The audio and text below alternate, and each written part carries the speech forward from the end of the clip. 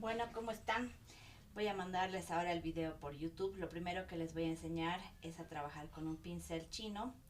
Es un pincel de bambú, tiene el pelo de buey o de venado y eso hace que sea bastante largo, flexible, absorbente y que podamos manipularlo en diferentes posiciones. Lo primero que se enseña es a trabajar la posición del pincel. Estamos acostumbrados a usar la muñeca, hacer diferentes movimientos para trabajar las líneas, las manchas.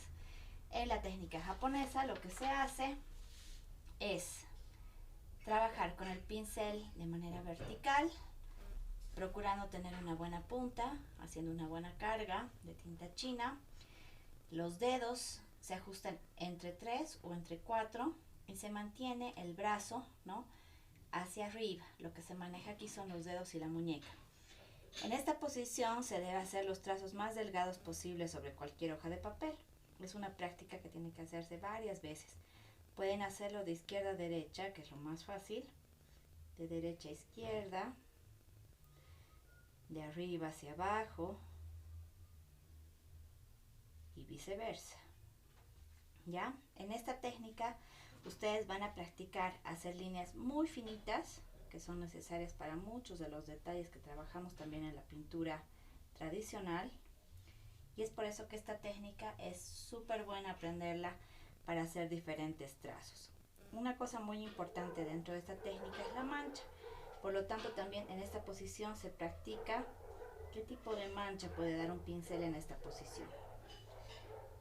Los dedos pueden subir y bajar unos cuantos centímetros y también hay ciertas inclinaciones, pero el pincel generalmente se mantiene recto. Estamos usando tinta china, pero también pueden utilizar una tinta de látex bien disuelta. Pueden usar acuarelas, casi nunca usamos el negro, así que es una buena oportunidad. En este primer ejercicio del pincel vamos a trabajar aproximadamente unas 5 hojas de ejercicios, quiere decir hacer varias de estas.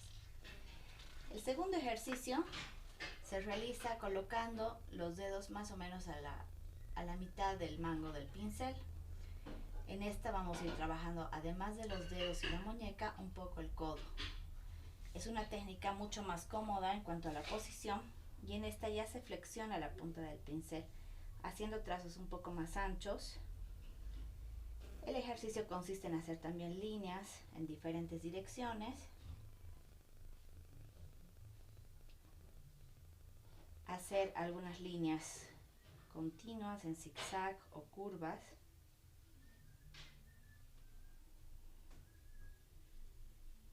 Y vean que el pincel tiene una inclinación de más o menos 45 grados, ya no trabaja parado. En esta posición también se debe conocer la mancha que nos procura el pincel. Es una buena posición para trabajar algunas figuras pintadas con detalle. Podemos hacer encima para que nos alcance más la hoja, pero también conviene hacer varios ejercicios, varias prácticas de esta posición, porque es la que más vamos a emplear. Esa se emplea en todas las figuras. Sí, vean que también es importante ir controlando la cantidad de pintura y haciendo que al cargar el pincel mantenga una forma, ¿no?, bastante perfecta.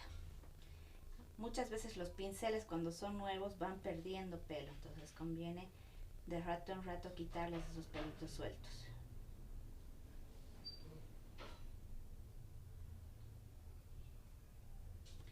Es muy importante hacer también el ejercicio de transición, quiere decir entre la primera y la segunda posición. Podemos agarrar en un punto intermedio el pincel y trabajar líneas que empiecen en la primera, vayan a la segunda, vuelvan a la primera. Sucesivamente pueden hacer este ejercicio. O lo contrario, empezar en la primera posición, en la segunda posición, ir levantando y terminar en punta. Todas estas formas que estamos haciendo son muy útiles para hacer alas, patas, hojas, plantas. y hacer muchos detalles en paisajes, en personas y en animales. ¿Ya?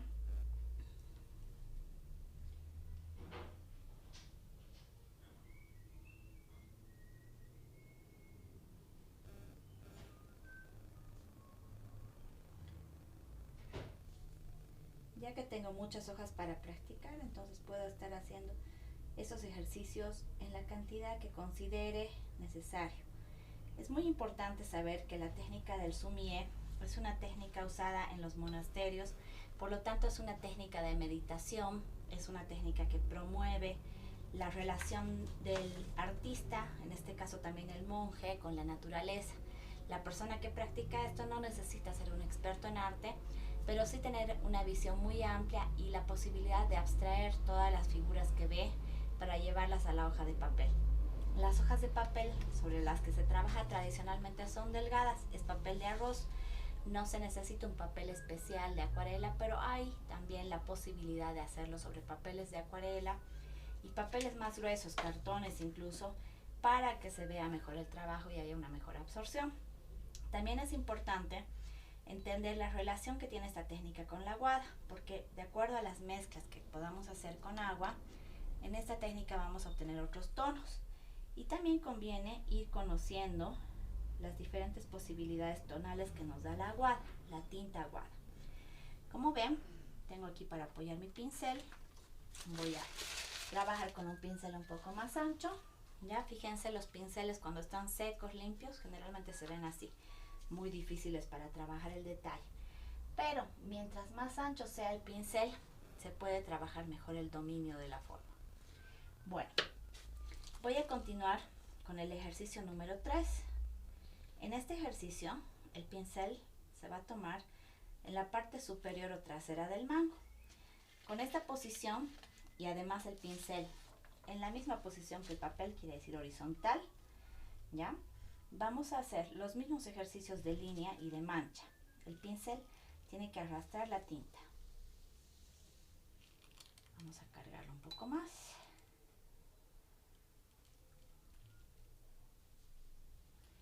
Vean que de una sola pasada se intenta hacer un lavado de color, un color entero que integre el mismo tono en toda la superficie que se ha pintado.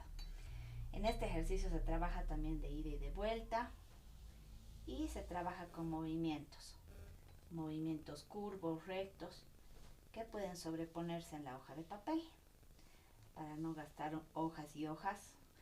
Pero bueno, en este caso, todas estas hojas llenas de ejercicios las vamos a reutilizar. Ya vean en esta posición, ¿no?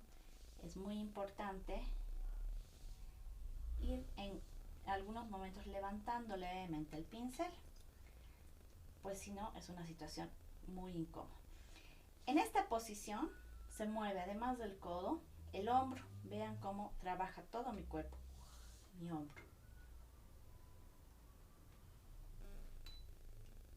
La mancha, mucho más grande, y uno ya puede ver en qué emplear este tipo de técnicas. Podemos trabajar de arriba hacia abajo, de izquierda a derecha, y es importante darse cuenta que si el pincel no está suficientemente cargado, nos da efectos de mancha. Se pueden aprovechar como texturas de cortezas, por ejemplo para un árbol. Es una técnica usada, ¿no? Pueden ver una cascada, pueden ver una montaña. Hay una técnica muy linda para hacer montañas dentro del mismo sumie que se llama el hachazo, y aquí las montañas, ¿no?, se van a ir haciendo aprovechando esa descarga del pincel, quiere decir un pincel con poca tinta, para hacer esas líneas. Bueno, acabo de cargarlo, pero vean, ahí yo estoy diseñando unas montañas con solamente pinceladas que son como hachazos. Vean cómo muevo, rasgo el papel. Bueno, esos son los 3 ejercicios básicos que se tienen que practicar: línea, trazo, mancha, y la combinación de los 3 de las 3 posiciones. Vamos a combinar ahora la tercera posición y vean cómo va a subir mi pincel con la segunda y con la primera. La primera, la segunda y la tercera. Uy. La tercera y la primera. Y en cada una de estas también procurar hacer algunas formas. Por ejemplo, vean el movimiento que tiene mi pincel.